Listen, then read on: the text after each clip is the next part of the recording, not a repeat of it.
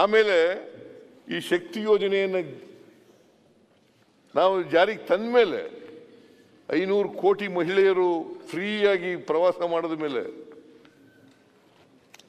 ಬೆಂಗಳೂರಿನಲ್ಲಿ employment rate ಇದೆಯಲ್ಲ 23% ಹೆಚ್ಚಾಯಿತು. ಬೆಂಗಳೂರಿನಲ್ಲಿ 23% ಜಾಸ್ತಿ ಆಯಿತು. ಹುಬ್ಳಿ ಧಾರವಾಡದಲ್ಲಿ 21% ಜಾಸ್ತಿ ಆಯಿತು. ಹೆಂಗೆ ಸಾಧ್ಯ? ಅಭಿವೃದ್ಧಿ ಆಗದೆ ಹೋದರೆ ರಾಜ್ಯ ಹಿಂಗೆಲ್ಲ ಜಾಸ್ತಿ ಆಗಕ್ಕೆ ಸಾಧ್ಯನಾ? ಏನಪ್ಪ ಸುರೇಶ್ ಗೌಡ, ಹೆಂಗಾಗಿ ಸಾಧ್ಯ ಆಗ್ತದೆ? ಇದು ನಾನು ಹೇಳೋದಲ್ಲ, ಪತ್ರಿಕೆಗಳು ಬಂದಿರತಕ್ಕಂಥದ್ದು. ಇದನ್ನು ಪರ್ ಕ್ಯಾಪಿಟಲ್ ಇನ್ಕಮ್ 2,04,000 ಕೋಟಿ ಆಗಿದೆ ಅಂತೇಳಿ ಕೇಂದ್ರ ಸರ್ಕಾರ ಹೇಳಿರೋದು ಪಾರ್ಲಿಮೆಂಟ್ನಲ್ಲಿ. ನಾನು ಹೇಳೋದಲ್ಲ. ಪಾರ್ಲಿಮೆಂಟ್ನಲ್ಲಿ ನಿರ್ಮಲಾ ಸೀತಾರಾಮನ್ ಉತ್ತರ ಕೊಟ್ಟಿರ್ತಕ್ಕಂಥದ್ದು. ಕೇಂದ್ರದ ಹಣಕಾಸು ಸಚಿವರು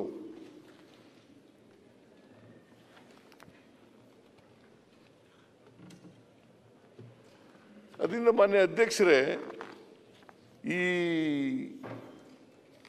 ಗ್ಯಾರಂಟಿ ಯೋಜನೆಗಳಿಂದ ಶಕ್ತಿ, ಗೃಹಲಕ್ಷ್ಮಿ, ಗೃಹಜ್ಯೋತಿ, ಅನ್ನಭಾಗ್ಯ ಮತ್ತು ಯುವ ನಿಧಿ ಈ ಕಾರ್ಯಕ್ರಮಗಳನ್ನು ಮಾಡಿದ ಮೇಲೆ ಇವ್ರು ಏನು ತಿಳ್ಕೊಬಿಟ್ಟಿದ್ದಾರೆ? ಭಾಳ ಜನ ಮಾನ್ಯ ಸದಸ್ಯರುಗಳು ಈ ಗ್ಯಾರಂಟಿ ಯೋಜನೆಗಳು ಅಭಿವೃದ್ಧಿನೇ ಕಾರ್ಯಕ್ರಮಗಳೆಲ್ಲ ಅಂತ ತಿಳ್ಕೊಬಿಟ್ಟಿದ್ದಾರೆ.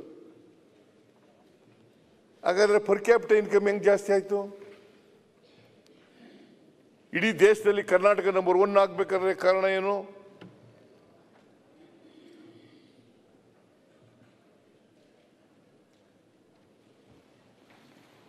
ಕೊಂಡ್ಕೊಳ್ತಕ್ಕಂಥ ಶಕ್ತಿ ಜಾಸ್ತಿ ಆಯಿತು, ಪರ್ಚೇಸಿಂಗ್ ಪವರ್ ಜಾಸ್ತಿ ಆಯಿತು. ಪ್ರತಿ ಮನೆ ಮನೆಗೆ 4,000 ರಿಂದ 5,000 ರೂಪಾಯಿ ಪ್ರತಿ ತಿಂಗಳು ಹೋಗ್ತಾ ಇದೆ. ವರ್ಷಕ್ಕೆ ಸುಮಾರು 50,000 ರಿಂದ 60,000 ರೂಪಾಯಿ ಸಿಗ್ತಾ ಇದೆ. ಇದು ಅಭಿವೃದ್ಧಿ ಅಲ್ವಾ?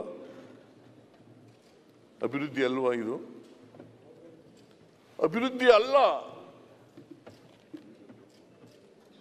ನೀವು ಗ್ಯಾರಂಟಿ ಯೋಜನೆಗಳಿಂದ ರಾಜ್ಯ ಅಭಿವೃದ್ಧಿ ಕುಂಠಿತ ಆಗ್ಬಿಟ್ಟದೆ. ಹೆಂಗ್ ಮತ್ತೆ? How Karnataka become number 1 state as far as the per capita income is concerned.